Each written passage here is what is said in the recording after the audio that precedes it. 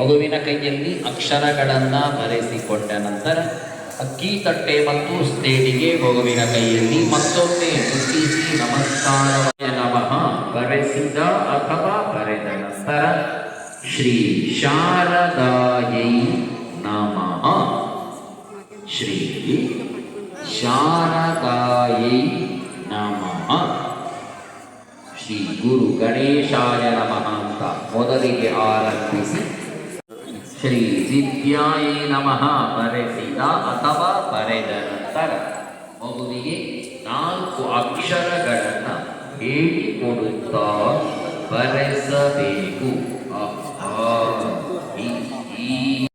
ಶ್ರೀ ವಿದ್ಯಾಯೈ ನಮಃ ಬರೆಸಿದ ಅಥವಾ ಬರೆದ ನಂತರ ಮಗುವಿಗೆ 4 ಅಕ್ಷರಗಳನ್ನು ಹೇಳಿಕೊಡುತ್ತಾ ಬರೆಸಬೇಕು.